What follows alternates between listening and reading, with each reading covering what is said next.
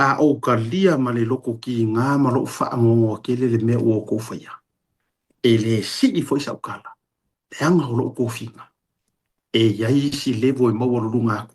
E le mawhai mo challenging a lau whai mua. E sa, mawhai aku pengi a minga ngkala whapenga. Mawhai aku whapenga ngkala re. Asi kamare o kangi mai le ele runga koko. E le whai aku pengi a minga anga palasi mai o ia o se sui komesinga. Po o ia o sea, o aku ulanga ia maka aia le laka le mawhai nga sao aku ala ko leo ia oi. Kalangang fa ko penyaning ai pe kai. I'm just an inspector. Di par bia ma lo fio ngal fainga ma al tatu o ye fo yo minsta o leo. E te tau ona matua I toe fai le lei se su e. Toe fai le lei se su e. E winga I le su e nga pengia minga le sa fai le maliu sina vaiana. Koe fai le lei nga se su e. O evidence fo ia ma me umale o kakia I wale lopo fe o ia. Ai walu halo lo to le famatalanga lea. O mai famakalang. Sorry. Paru le poile mo ia pengiami. A olanga kala lea. Ka fio lai le mea o le ala fai ma ia ku mu le so ka ia. Ai pa ma manu atu le tala. O le pale mia o Samoa. O le ua loka ina mai. E fesili ngia iona so tanga I le maliu lea. Yeah. Yes. O faku ea. O ye ni famo mo nga ya o yo le mea. Fama yes. Asiata. Kango e kuskusi ila lo le ya o famo mo. Ana mo faku. Ko ikiki a fa lima lau pepa ku kumu le makarakarangoa. Ngā ka kala ma fa soa o mamaya. The good thing is o lafo ia ke ia. Records o kalangoa ngai. Kare mera ngā. O whakoe mpio. Mai ioi. O kai au le amako wo e loka mai ai according to the process. Leanga o leanga mawai mea ia that belongs to her. Some of these things in the crime scene.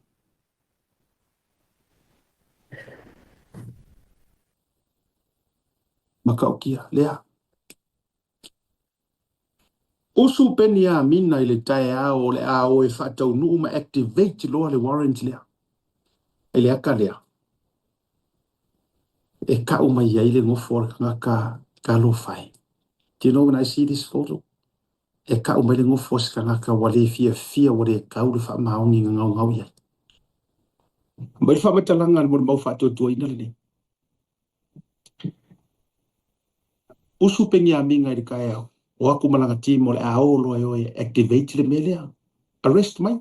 Pe yo mele nga o koso me ka vale sunga lau le mariko pe fa la ko mele nga o ka o mai nga o avesi lau le mariko e u ya o me nga la ko fa ua po le a ku o ga mele i si sa o wale fu me fa singo nga ile ka si ai o le por kala mele le nga ka penga i penga minga malanga team. This is why I'm challenging o ko el team penga minga, please come forward. Kau ka kala mai o ko ngu mele so ye ya ko ke la lafi ko ke sanga la lafi le Nā kou ka penga kou ki oi whakau huu me rea. A le hana mea ngā kupu. E kau huu aku pengi a minga I de kai au, ai whi au mai e longo, mang kua mai. Le alala au kango e ka uku ngai isi au, o isi vaenga yori si o suenga wa umo kango whait whakakarangoanga. I refer to one of the senior, se kasi o media seeing ngia kongo Samoa, I already referred maka upule, la fu o mangaru ngai a whai langa investigation, e maofa fu. Kale o whako mako ngā lulue aku ai. O le mea piko I makau kia. E aru aku pengi a minga o le asa haungi e whakau huu mea lea. E whi aua e longo. Sumai. Sumai kongo le ofisa. Ai wha mai e susua. Ai wha parasi aku le kusi. O le kusi lea. Straight from the office of the Prime Minister. Who was then the Prime Minister? Obviously, or kanga kalela sa haungi o lokamai. Ale o koe sau ilonga office as a PM, Supreme Leader. Le o sau wailanga whakongunga. E ala mai le minister. Fai mai le whakongunga. Please remove Benjaminga mariso so enga lea. Leanga e yaire kari kongunga. Pale mia. E yailonga kari kongunga. E le o sao ma le o aku akoa mariso so enga. Pai o le wa question mai re kangaka o le supposed to be o le la koso mai kukong. Ane mo ngofo question mai longa capacity o ia o le PM. Aifa mai. E leo ako okoa e hiro kare kongunga e leo ako okoa so suenga lea. Please, fa au ngāra me ka o le pule mare pawa. Remove ese pengi haminga malanga team. But please seek another team if it may to be from overseas. Opuya. Tuka ka lakua. I got them all down. I recorded everything o le mafa asua. Yes. E anga boka i rofu ka alo ringi kaimi. O mo hifo ko inga o makolo ia.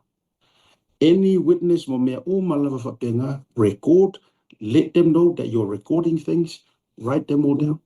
O kiki koru I kula al mafaso. I got them all down in writing.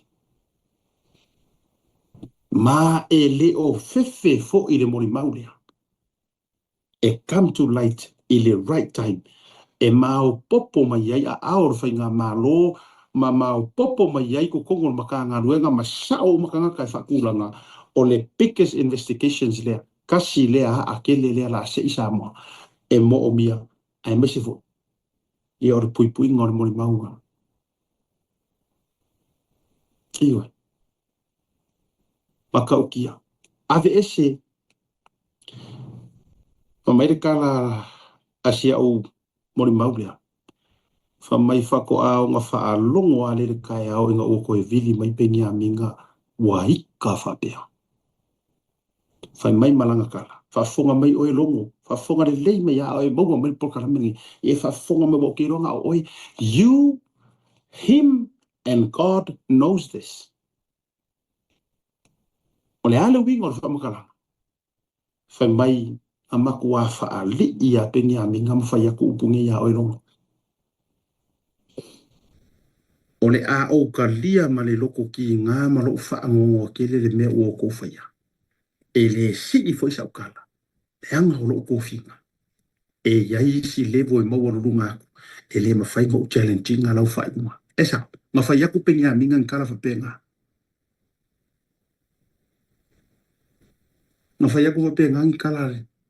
Asika mare o kangi mai le ele ronga. Ronga koko. E le whai aku pengi a minga anga palasi mai o ia o sea. O se sui komesinga. Po o ia o sea. O aku ulanga ie maka aia le la kalaka le mawhainga. Ma sao aku ala ko leo ia oe. Kalangan fa ko penyaning ai kai. I'm just an inspector. E ui le ki ngā mare makui kui all these years o usu esuenga o maliu umanga o sau fai su esuenga a vaku o recommendation e ke a puki longo e ke si e makua e reside fa kasi ma ai se a ua e le fai ai ngā mele maliu nei why e ui o lea o kari ei kala yang fa koi pengi a minga yawe Fair la ua fai e. Awa, as far as I'm concerned, according ile mori mau, nga umalo inga, e ave e sea pengi a minga marikeis, ave e se uma maisi mea whapenga. Fair la le ua ave e.